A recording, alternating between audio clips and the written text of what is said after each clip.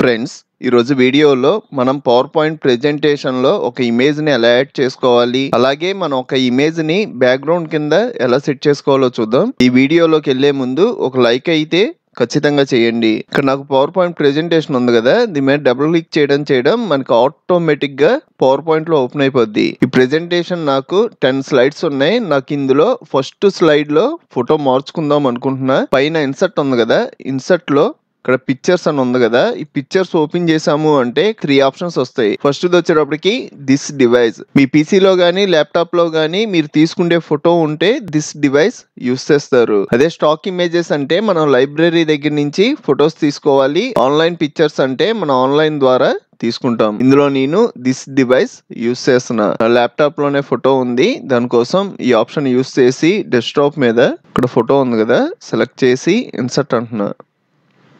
Next ఈ image మీద click చేయగానే మనకి సైజెస్ పెంచుకోవడానికి తగ్గించుకోవడానికి ఆప్షన్స్ వస్తాయి. పైది వచ్చేటప్పటికి రొటేషన్, మీరు ఏమైనా రొటేషన్ చేయాలి అంటే రొటేట్ కూడా చేసుకోవచ్చు.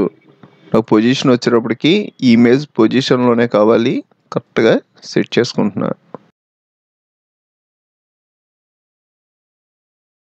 కొంచెం సైడ్కి జరిపి మీకు బ్యాక్గ్రౌండ్ ఇమేజ్ అవసరం లేదు అంటే సెలెక్ట్ చేసి కీబోర్డ్లో డిలీట్ అంటారు, డిలీట్ అయిపోద్ది. నెక్స్ట్ దీన్ని ఎలా సెట్ చేసుకుంటారు. ఫోటో ఎలా యాడ్ చేసుకోవాలో చూసారు కదా. నెక్స్ట్ బ్యాక్గ్రౌండ్ ఒక ఇమేజ్ని సెట్ చేద్దాం. దానికోసం ఈ స్లైడ్లో రైట్ క్లిక్ చేశాను అంటే కింద మనకి ఫార్మోట్ బ్యాక్గ్రౌండ్ అనే ఆప్షన్ కనబడుద్ది, దీని మీద క్లిక్ చేయండి.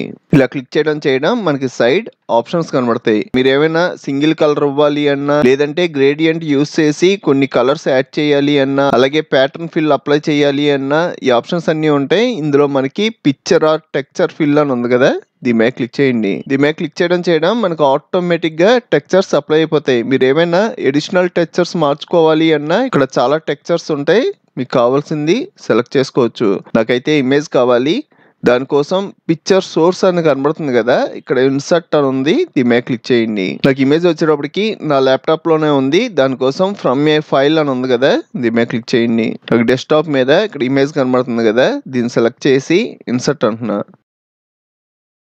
మనకి బ్యాక్గ్రౌండ్ ఇమేజ్ కింద సెట్ అయిపోయింది. ఈ ఇమేజ్ కి సంబంధించిన ఆప్షన్స్ అన్ని మనకి రైట్ సైడ్ ఉంటాయి. ఇక్కడ ట్రాన్స్పరెన్సీ ఉంది కదా, ఇది నేను పెంచుకుంటున్నా.